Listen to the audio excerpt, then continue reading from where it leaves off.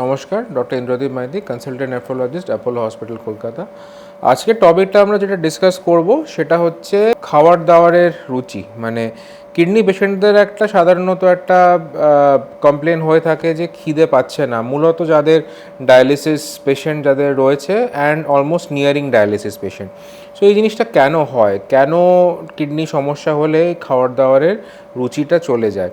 So basically কী হয়, যখন কিডনির ফাংশনটা অনেকটা কমে যায়, জেনারেলি 30%-এর যখন নিচে চলে যায়, তখন শরীরের যত টক্সিনস রয়েছে, যেগুলো ইউরেমিক টক্সিনস বলা হয়, সেইগুলো কিডনি ফিল্টার করতে পারে না।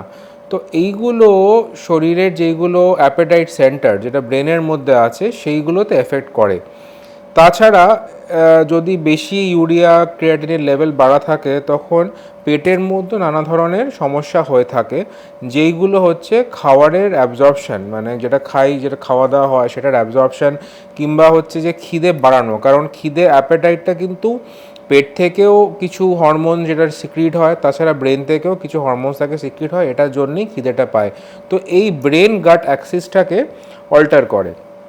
তো এটার জন্য কি করা দরকার, কিংবা কি আমাদের দেখা উচিত যে এটা কি করে অ্যাভয়েড করা যায়? সো প্রথমে বলবো যারা ডায়ালিসিস পেশেন্ট, তো ডায়ালিসিস পেশেন্টের যদি বারবার অ্যাপেটাইট কম হচ্ছে, তার ইন্ডিকেট করে এটাই যে ইনঅ্যাডিকুয়েট ডায়ালিসিস হচ্ছে। তো যদি আপনাদের 2বার ডায়ালিসিস হচ্ছে, তো এটাকে 3বার ডায়ালিসিস করতে হবে। ডায়ালিসিস যখন করা হয়, তখন ডায়ালিসিসের যে ব্লাডের যেই ফ্লোটা, সেই ব্লাডের ফ্লোর স্পিডটাকে বাড়াতে হবে।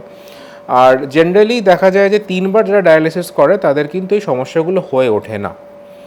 যাদের ডায়ালিসিস শুরু হয়নি কিংবা nearing dialysis, excessive loss of appetite কিন্তু একটা ইন্ডিকেশন যে ডায়ালিসিস হওয়ার সময় এসে গেছে, মানে almost on the verge of dialysis. কারণ শরীরের একটা লেভেলের পরেই যখন ক্রিয়েটিনিনটা বেড়ে যায়, তখনই গিয়ে সমস্যাটা হয়।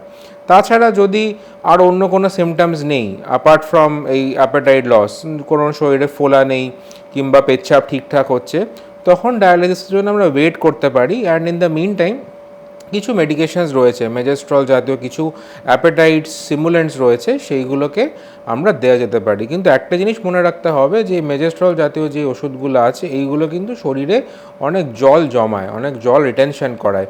তো সেটাকে আমাদের কেয়ারফুল থাকতে হবে।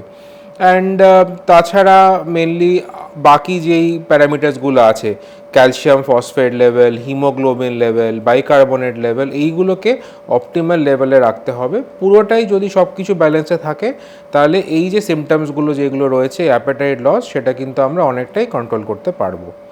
তো এই টপিকটা ছিল যে অ্যাপেটাইট কেন কিডনি পেশেন্টদের কমে যায় অ্যান্ড কী করে সেটা আমরা বাড়াতে পারি। নেক্সট টপিকটা আমরা যেটা ডিসকাস করব সেটা হচ্ছে কিডনি বায়োপসি নিয়ে।